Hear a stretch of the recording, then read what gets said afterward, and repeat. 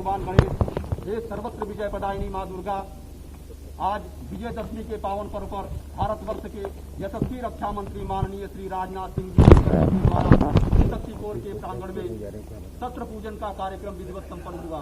पूजा का सम्यक फल हमें प्राप्त हो, यह सभी आयुध विषम से विषम परिस्थितियों में भी हमारे विजय का मार्ग प्रशस्त करें, हमारे निरंतर हमारे आत्मबल, बाहुबल एवं मनोबल की वृद्धि करने में सहायक सिद्ध हो।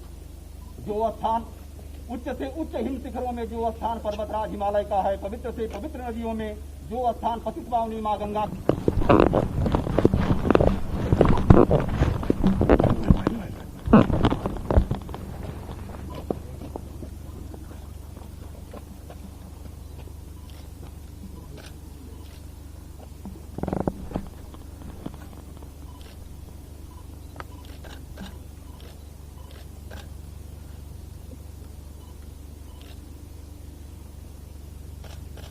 Thank you.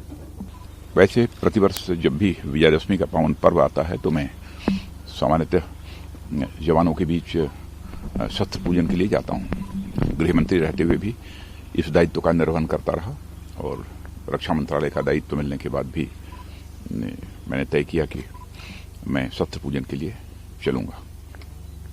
तो आर्मी चीफ ने सब सारी योजना बनाई यहाँ पर शस्त्र पूजन की। कल रात्रि में जवानों के साथ भी मिलने का अवसर प्राप्त हुआ।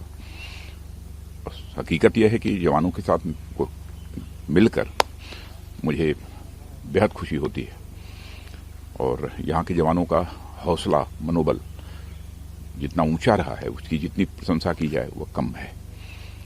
और यह त्रिशक्ति कोर ने जो भूमिका निभाई है, चाहे वो 62 रहा हो, 67 रहा हो, 71 रहा हो, उसकी जितनी भी प्रशंसा की जाए कम है।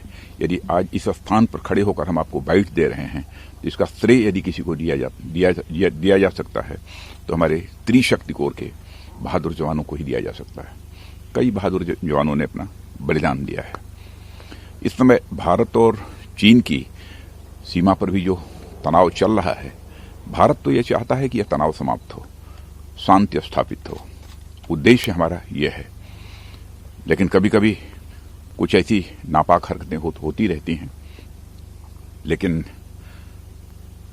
मैं पूरी तरह से आश्वस्त हूं और आश्वस्त ही नहीं हूं, मुझे पूरा भरोसा भी है कि हमारे सेना के जवान किसी भी सूरत में अपने भारत की 1 इंच भी जमीन किसी दूसरे के हाथों में नहीं जाने देंगे।